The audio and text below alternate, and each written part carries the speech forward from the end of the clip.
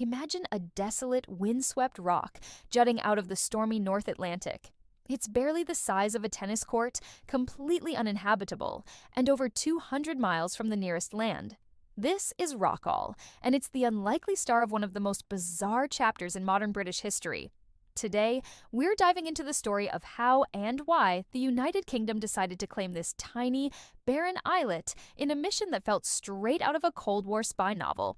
Our story begins in the mid-1950s, a time of intense global tension. The Cold War was freezing over, and the world was divided into two opposing blocs. The West, led by the United States and its NATO allies, and the East, led by the Soviet Union. This was the era of the nuclear arms race, where both sides were frantically developing and testing new, more powerful weapons. The threat of nuclear annihilation was a very real, everyday fear. In this atmosphere of paranoia and suspicion, every move, no matter how small, was scrutinized for its strategic implications. The United Kingdom, a key player in NATO, was heavily involved in this technological and military race. It was developing its own nuclear deterrent and working closely with the Americans on missile technology. The remote, windswept coastlines of Scotland became crucial locations for these top-secret projects. Specifically, the British were preparing to test-fire their first-ever guided nuclear missile, codenamed Corporal. This was a huge deal, a major step in Britain's defense strategy. The missile was to be launched from a facility on South Uist, an island in the Outer Hebrides of Scotland. The planned trajectory would send it soaring out over the vast expanse of the North Atlantic. But there was a problem. The trajectory path would take the missile directly over our lonely protagonist, Rockall. Now you might be thinking, so what? It's just an empty rock. But in the paranoid logic of the Cold War, it wasn't that simple.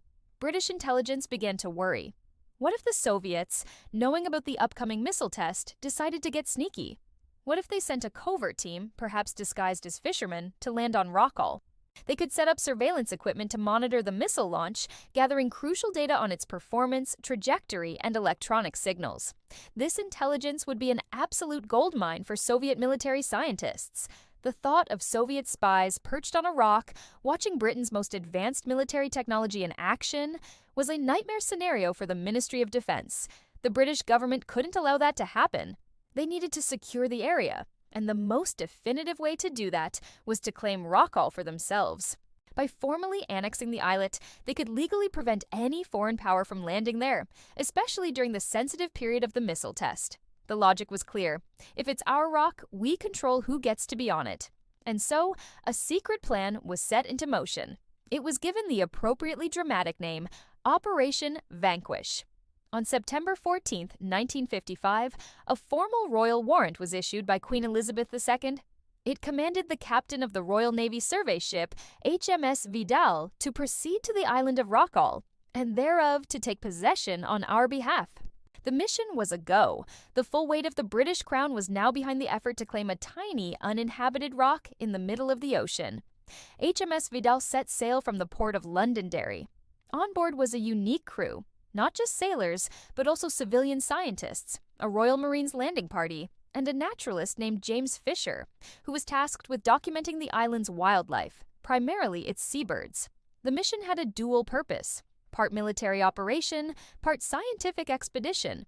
As they approached Rockall on the morning of September 18th, the challenge became immediately apparent. The sea was rough, with swells crashing against the rock's steep, slippery granite sides. Landing was going to be incredibly dangerous. Rockall isn't a place you can just step ashore. Its peak rises 17 meters, that's about 56 feet, straight out of the water. The man chosen for the honor of being the first to land was a former Royal Marine Commando and experienced mountaineer, Sergeant Brian Peel. Accompanied by Corporal Busty Taylor, they were winched down from a naval helicopter hovering precariously above the churning waves. It was a heart-stopping moment. The helicopter blades whipped the spray into a frenzy, and the men had to time their descent perfectly to avoid being smashed against the rock face. They made it. Once safely on the small, uneven summit, their first task was to secure a foothold. They drilled into the hard granite and cemented a metal pin, creating an anchor point. This was crucial for the next stage of the operation. Using this anchor, they could then rig up ropes and a hoist to bring up the rest of the landing party and their equipment from a small boat that had managed to get close to the rock. The equipment included a brass plaque, a flagpole, and, of course, the Union flag. Once everyone was assembled on the tiny summit, the formal ceremony of annexation began. Lieutenant Commander Desmond Scott, the ship's executive officer, read out the official proclamation. It was a surreal scene. A handful of men, clinging to a windswept rock in the vastness of the Atlantic, formally claiming it in the name of the Queen. With the proclamation read, they cemented the brass plaque into the rock. It read, "By authority of Her Majesty Queen Elizabeth II, by the grace of God," and in accordance with Her Majesty's instructions, dated the 14th day of September 1955, a landing was effected on this day upon the island of Rockall from HMS Vidal. The Union flag was hoisted and possession of the island was taken in the name of Her Majesty. Then came the climax of the ceremony. The Union flag was attached to the flagpole and triumphantly hoisted. A 21-gun salute would have been traditional, but firing cannons on a moving ship in rough seas at a tiny target was impractical and dangerous. Instead, the ship's siren blared out across the ocean. Rockall was now officially British.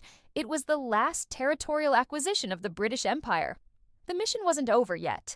The naturalist, James Fisher, had his own job to do. While the Marines were securing the rock, he was busy observing the bird life. He identified the guillemots, gannets, and kittiwakes that called Rockall home. His presence was partly a scientific endeavor, but it also helped provide a bit of a cover story. If news of the operation leaked, it could be passed off as a simple scientific expedition, masking its true strategic military purpose.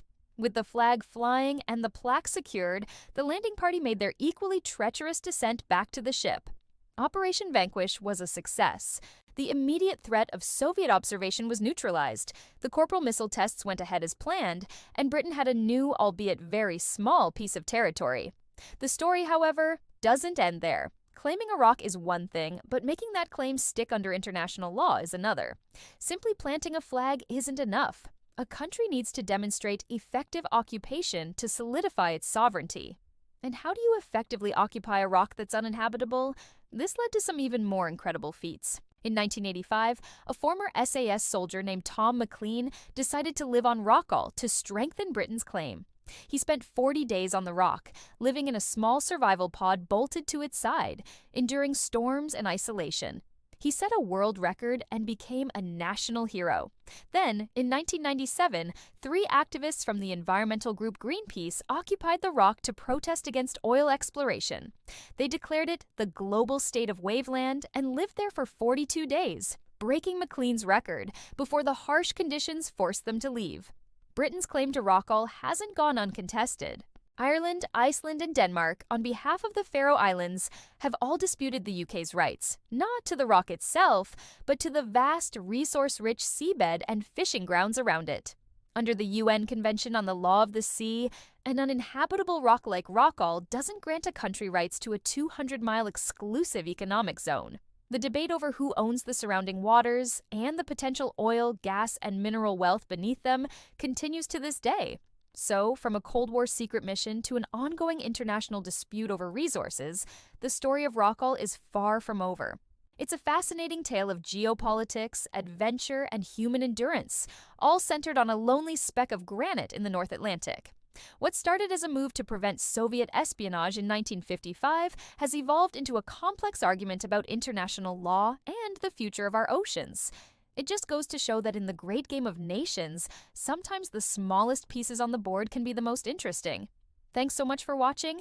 If you enjoyed this journey to the edge of the world, don't forget to hit that like button, subscribe to the channel, and ring the bell so you don't miss our next historical deep dive. See you in the next video.